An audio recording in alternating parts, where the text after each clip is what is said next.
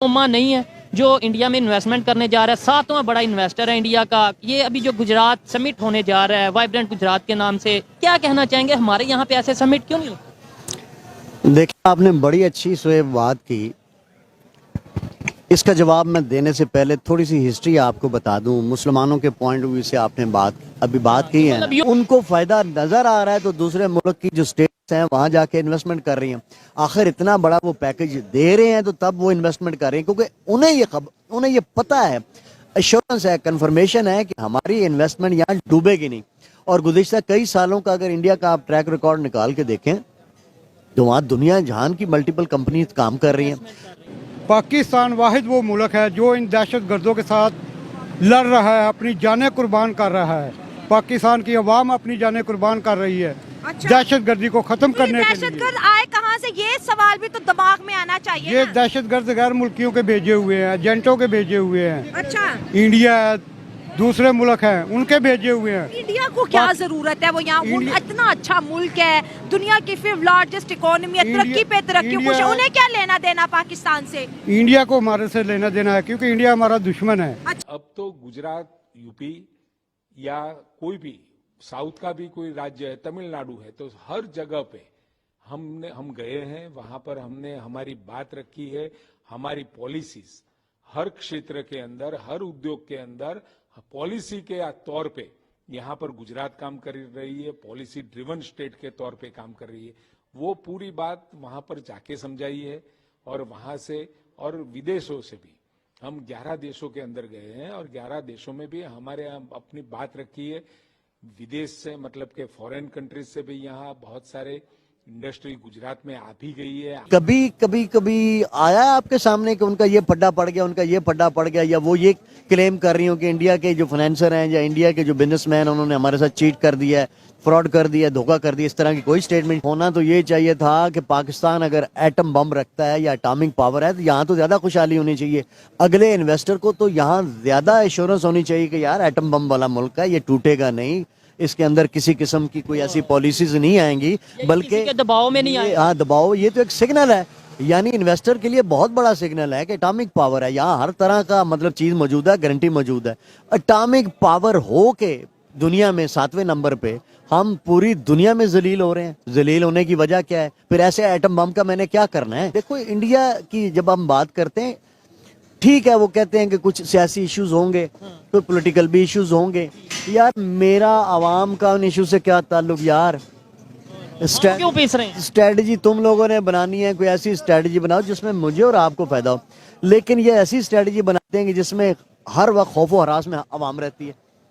यार पता नहीं, इस्लाम का दुश्मन है। अच्छा, हमारा हमसाया मुल्क है लेकिन हमारा वो दुश्मन है। अगर दुश्मन होता तो 27 करोड़ मुसलमान इंडिया की जमीन पे रह रहे होते। वो मुसलमानों के साथ इंडिया में क्या कर रहे हैं? क्या कर रहे हैं? वो जुल्म कर रहे हैं इंडिया में, उनके घर जला रहे हैं, उनकी जानें ले रहे हैं, उनकी इज्जतें महफूज नहीं है। जय मोदी का नारा लगा रहे हैं, मेरे पास रोज खबरें आती हैं। वो खौफ से लगाता है, जो कोई लगाता है, खुशी से कोई नहीं लगा। वोट भी कोई खौफ से देता होगा, बताएं। आपकी गर्दन पे अगर किसी ने तलवार रखी हो या गन पॉइंट रख, तो आप किसको अपनी जान बचाएंगे या वोट देंगे?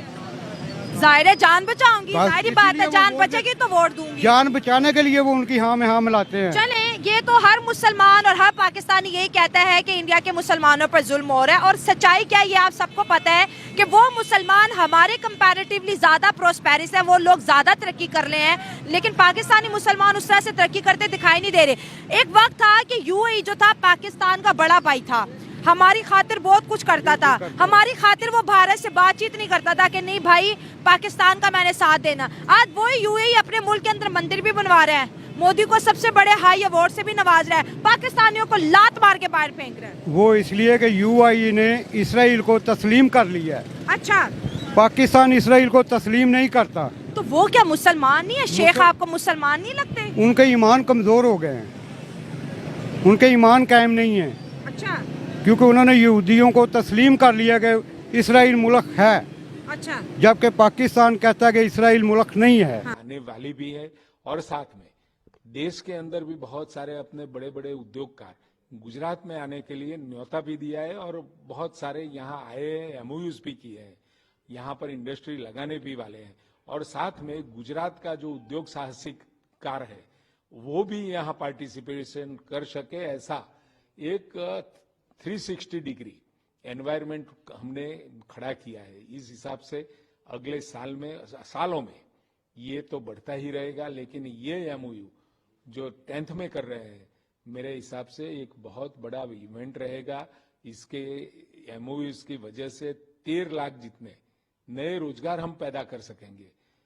आपको 2002-03 में टोटल इंडस्ट्रियल जो हम एम्प्लॉयमेंट दे रहे थे वो 7 लाख के आसपास थे। आज की तारीख में हम 23 लाख रोजगार इंडस्ट्रियल पॉलिसी के ये एमओयूज इंडस्ट्री लगाने के कारण अभी दे रहे हैं, और अगले सालों में ये 12-13 लाख नए युवाओं को हम जोड़ सकेंगे। यूनिटी और नहीं हमें देती है, यूनिटी नहीं है। देखें, सल्तनत उस्मानिया 1923 वो आखिरी साल था जब सल्तनत उस्मानिया जो थी वो ख़त्म हो गई, और उससे पहले बरसगीर के जो मुसलमान, इवन के गांधी वगैरह भी इस मूवमेंट में हिस्सा ले रहे थे और बहुत हद तक एग्रेसिव थे, जिसमें गिरफ्तारियां भी हुई, गांधी साहब भी जेल गए और बहुत सारे लोग भी, मौलाना जो जौहर बरादरान थे वो भी गए और बेशुमार लोग गए। मुसलमानों की ताकत को तो उन्होंने 1923 में तोड़ के पूरे मुस्लिम उम्मा को उन्होंने बाइफरकेट कर दिया। आप देख लें, पूरी ये जो अपना अरब स्टेट्स हैं टुकड़े टुकड़े कर दिया। तो पहली बात का जवाब ये है कि मुस्लिम उम्मा को तो उन्होंने, उनका जो इत्तेहाद था, जो इलामत थी सल्तनत, वो तो ख़त्म हो गए। उसके बाद इन तमाम स्टेट्स में किनका कब्जा हो गया, किनके जेर अंडर आ गई, वो पता है, अमेरिका और दीगर। जो सुपर पावर हो उसके अंदर। अच्छा, सुपर पावर क्या करती है? बेहतरीन तरीका है डिवाइड एंड रूल। जब आप किसी की ताकत को तोड़ना चाहते हो तो क्या करते हो? इवन दो भाइयों में लड़ा दो, बरादरी में लड़ाई डाल दो, तो वो सारे बिखर जाएंगे। और वो जो उनकी यूनिटी होती है, एक होती है। अब हमारा यूनिट तो था ना, मुसलमानों का यूनिट एक था, वो तो टूट गया 1923 में, ख़त्म हो गया सेवरे मुआहदे के बाद। अब आ जाए आप इंडिविजुअल कैरेक्टर के ऊपर, इंडिविजुअल कंट्रीज के ऊपर आ जाएं, उनके कैरेक्टर्स पे आ जाएं। आप और मैं अगर भाई हैं आपस में, तो ब्लड का जो रिलेशन होता है वो बहुत स्ट्रांग होता है as compare to other relation. Blood एक अब पाकिस्तानियों का पत्ता दुबई से भी कटता दिखाई दे रहा है। इस पे क्या पैगाम देंगे देखने वालों को? हमारी हरकतें दुरुस्त होंगी तो लोग हमें रहने देंगे हम ना? ये कहेंगे कि पाकिस्तानी और बकाया जो पाकिस्तान के दोस्त ममालिक हैं वो सब इकट्ठे हों, इनके ऊपर जोर दें। किनके ऊपर? दुबई वालों के और सऊदीया वालों के ऊपर जोर लगाएं। हाँ। कि आप क्यों पाकिस्तानियों किस वजह से बाहर निकाल रहे हैं? वो कहते हैं चोरियां करते हैं, कानून के खिलाफ वर्जी गलत करते बोलते हैं, वो गलत हाँ? बोलते हैं, कुछ नहीं ऐसा करते, ये झूठ अंकल बोलते कह रहे हैं कि ऐसा कुछ भी नहीं हो रहा। कुछ नहीं करते। तो किसके कहने पे ये कर रहा है? ये सब गैर मुल्की अमेरिका, बरतानिया, इंडिया, इसराइल, ये सब उनके कहने पर हो रहा है।